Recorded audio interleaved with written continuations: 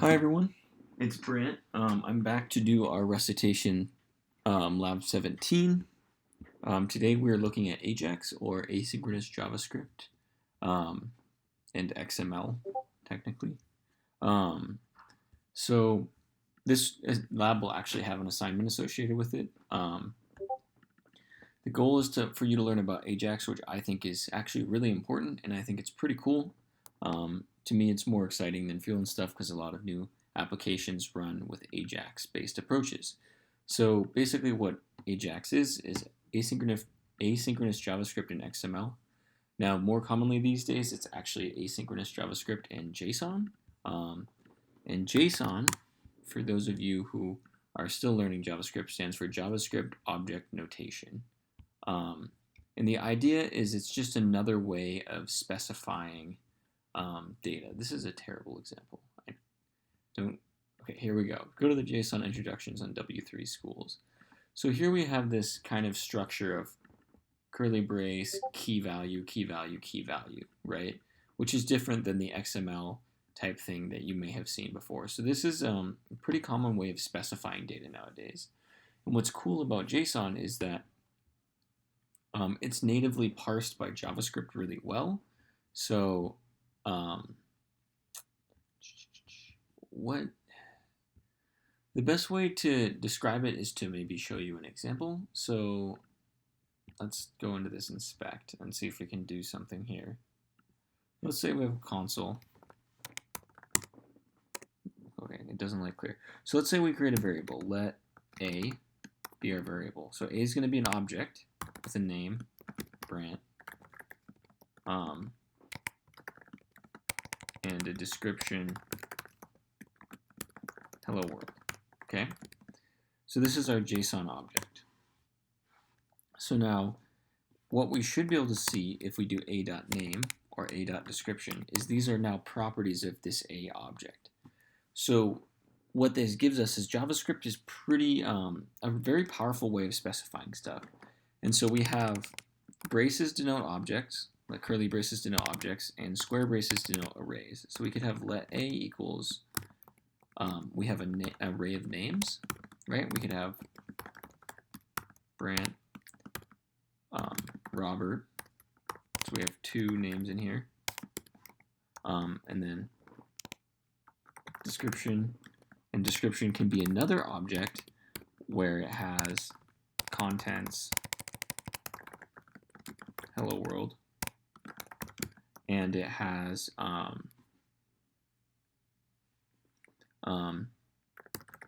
let's say a boolean called updated that's false. So this is all valid JavaScript. So now we can do a.names to get this array of names, and we can do a.names of 0 to get Brant, or 1 to get Robert.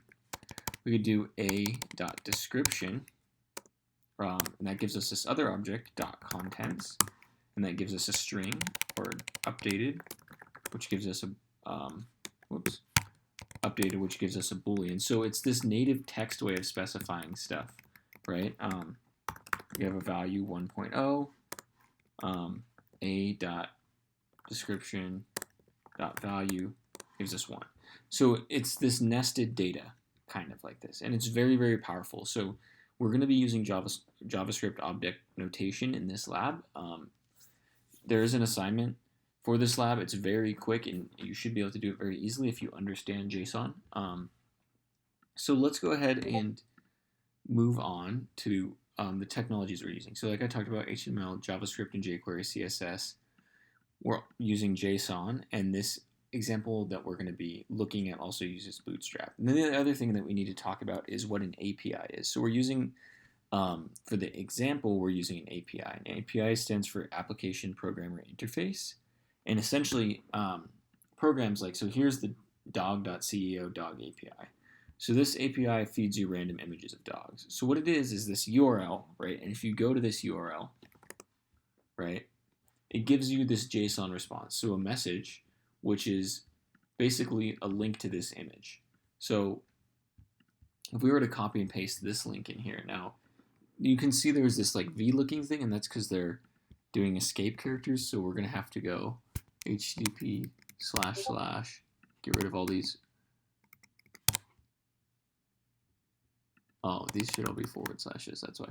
So they're escaping the forward slash, right? With a backslash. Like that. Okay, so now let's go to this URL. And this gives us this random picture. Now, if we were to visit this website again, it gives us an entirely different URL that takes us to an entirely different picture. So you can see golden retriever, terrier Scottish, pit bull. So all these, and then these are just links to where the image is stored, right? So this is an API. It's something that our computer can understand, and then it can follow these links, and it works perfect. So let's go ahead and look at this example now.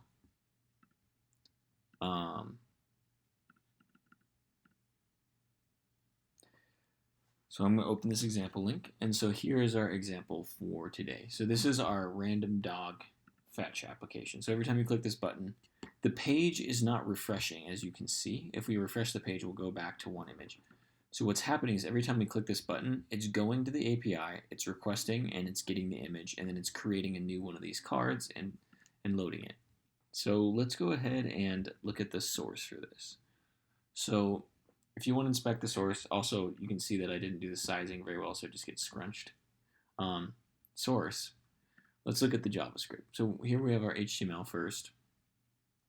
And this is using Bootstrap again. That's how I got these nice cards and button and stuff. But basically you can see that there's our button up here, the add dog button. And then there's a row. And a lot of the JavaScript is just dealing with aligning these in columns and rows, right? How they're aligned. But let's go ahead and look at the AJAX. So if we go to this example.javascript and maybe zoom in a little bit. So we have our standard jQuery document ready. And then the first thing it does is it's going to add that first initial card. So when we refresh, we get that one dog image. And then every time we click it from there on, it adds another card. So what's going on is this add card function, which is really where a lot of the work is done. Basically, we do an AJAX function call. So $, if we do this, $.ajax, that will make a request to a server, right? So $AJAX. And then we pass it some parameters in JavaScript object notation. So first of all, we tell it that the data type is JSON, right? And we tell it that the URL of whatever we're trying to get. So in this case, it's the dog thing, right? So if we, and I'm doing stuff in the console right now, and sorry, this URL doesn't need to have quotes around it. So we have this. Data type JSON URL is here, okay? So this is our request. And then it sends back all this stuff, right? And now if we want, here's some response text that we got, response JSON, right? So you could even do something like AJAX result. And then if we do result.response JSON, we get this, right? But the more JavaScripty way to do this, so first of all, we called AJAX. What AJAX does is it goes to this dog API and it basically just puts this URL in. So it goes to this URL and it fetches the data from this server. So it returns this message back to us, right? So what's happening is we get this message back and it's a link to a dog image and then a status whether it succeeded or not, right? So the JavaScripty way to do this is to have AJAX and then we have a function called done. And done takes another function. So we're doing an arrow function right here with the response that we got from the server. So if I do console.log response, you should see the response from the server printed out. So what's happening is AJAX calling, and when it's done, it calls this function that I've given to it, right? So now you can see message, and here's the response, okay? So now what's happening here, now that we understand that, is we do AJAX. This AJAX call is the same thing as this here. And then done, we want the data. And so if we do this, console.log response message, this is just going to print out, here's our dog image URL. And if we go to this URL, it gives us that dog image, right? So we data, and then this stuff is all managing the cards. So let's look at this right here, create card. So we pass create card data message, which is this link, right? So in create card, this is just creating some HTML elements, and then it's just saying create an image element, set the source attribute to this link that we got, and then add some styling class attributes and stuff. And then what we have here is adding, basically these are called cards in Bootstrap. So what we're doing is creating this card, basically. So this function creates one of these cards, and then it returns it back here. And then this logic is just saying, hey,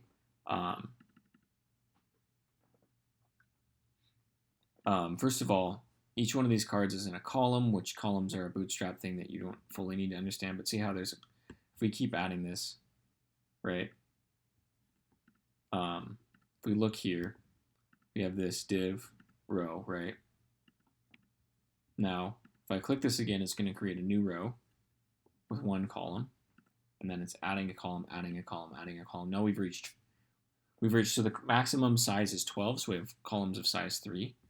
Now that it's got to its maximum, I create a new row. So that's what the other source is this is, okay, if there's now 4 cards in this row, create a new row and add it to the new row instead, and that stuff. But basically, that's all it's doing is, all this stuff is just determining this rows. So all the real work is this AJAX, getting the dog image link, and then creating that card by setting that link in our image. So if we look here at any one of these, we have div class card, image source, and then it's that, right?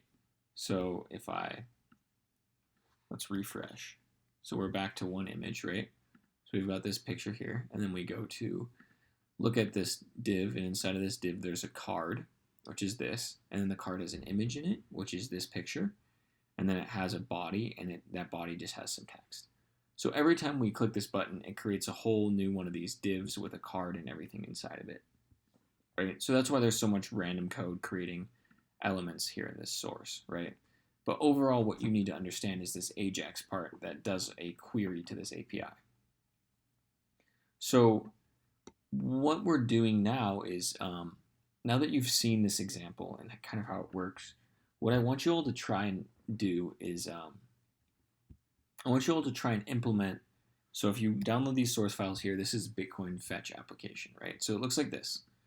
And what we need is every time we press this get price update, I want you to update this Bitcoin price here. So let's show you what this looks like. So here we've got our center container. We've got a header, Bitcoin price is, and then we've got a center div. And in here we have the Bitcoin price and then the update button, okay? And then here we have our sources and we have our Bitcoin price fetch, okay? So let's uncomment this log. So basically what's happening is when you click this button, the update button, it calls the update price function. Now, what this is it does AJAX. It calls the Coinbase API. So Coinbase is right here. Coinbase is a digital or cryptocurrency platform. And basically, they have this API for the exchange rate. So it returns something that looks like this, right? A JSON object with the exchange rates for all the cryptocurrencies that they have.